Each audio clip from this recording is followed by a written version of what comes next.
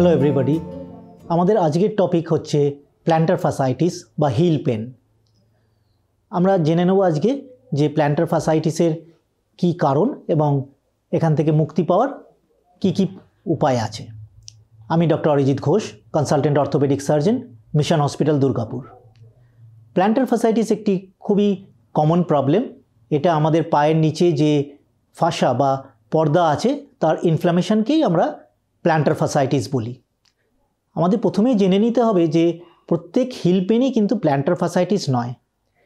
আমাদের গোড়ালির পেছন দিকে টেন্ডো অ্যাকিলিস ইনসার্টেড হয়, সেখানে পেনটা কিন্তু অন্য রকম। এছাড়াও আরও অনেক রকম পেন হতে পারে গোড়ালিতে, এবং আমাদের প্রথমে শিওর হতে হবে যে এই ব্যথাটা প্ল্যান্টার ফাসাইটিস কিনা। তাহলে আমরা জানি আগে এর সিমটমস কি হতে পারে। পেশেন্ট প্রথমেই বলবে যে পায়ের গোড়ালির নিচে খুব ব্যথা এবং ঘুম থেকে ওঠার পরে পা ফেলতে পারবে না। তারপরে কিছুক্ষণ যাবার পরে একটু ব্যথাটা কমে। এটাই হচ্ছে common symptoms of planter fasciitis. এর কারণ কি? এর কারণ মেনলি হচ্ছে খালি পায়ে যদি চলাচল করে কেউ, বা অ্যাথলিটরা যারা খুব বেশি অ্যাক্টিভ হয় এবং খুব বেশি স্ট্রেচিং অফ দ্য প্ল্যান্টার ফাসা হয়, তাদের ক্ষেত্রেও এই প্রবলেমটা দেখা যেতে পারে।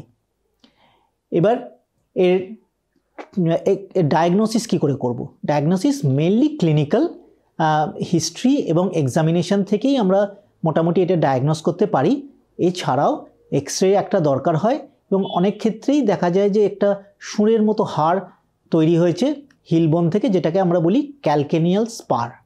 তবে স্পার থাকলেই যে প্ল্যান্টার ফাসাইটিস থাকবে এমন কোনো কথা নয়, কিন্তু স্পারটা commonly associated with plantar fasciitis.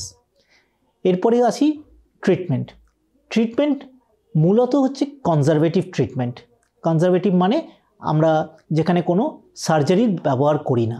যেমন হচ্ছে নরম জুতো পরা, সবসময় জুতোটা ব্যবহার করতে হবে সফট সোল শু বলি আমরা, সেটা মেডিকেটেড জুতো হতে পারে, বা এমনি জুতো আপনি কিনতে পারেন যেটা সোলটা নরম হতে হবে, এবং হচ্ছে প্রায় সবসময় জুতোটা ব্যবহার করতে হবে।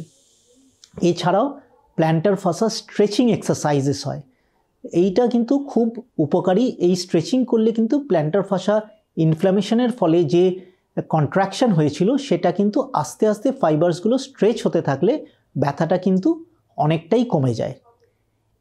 এরপরে আছে ফিজিওথেরাপি। লোকাল এখানে আল্ট্রাসাউন্ড থেরাপি দেওয়া যেতে পারে, অথবা অনেক সময় শক ওয়েভও দেওয়া হয়, এতেও কিন্তু ভালো কাজ হয়। এবং লাস্টে স্টেরয়েড ইঞ্জেকশনও এখানে দেওয়া যেতে পারে, কিন্তু আমাদের স্টেরয়েড ইঞ্জেকশনটা খুব সাবধানে দিতে হবে, কারণ হচ্ছে প্ল্যান্টার ফাসার নিচেই আমাদের অনেক ইম্পর্টেন্ট স্ট্রাকচার্স থাকে, ব্লাড ভেসেলস থাকে, যেন সেখানে কিছু না যায়। এবং যদি ফ্যাট প্যাডে চলে যায়, সেটা প্ল্যান্টার ফাসার ওপরে থাকে, তাহলে কিন্তু ফ্যাট প্যাডটা আরও অ্যাট্রফি হয়ে যেতে পারে, এবং তার ফলে ব্যথা কিন্তু আরও বাড়তে পারে। তো এই সংক্ষেপে এই হলো প্ল্যান্টার ফাসাইটিস এবং এর ট্রিটমেন্ট। Thank you.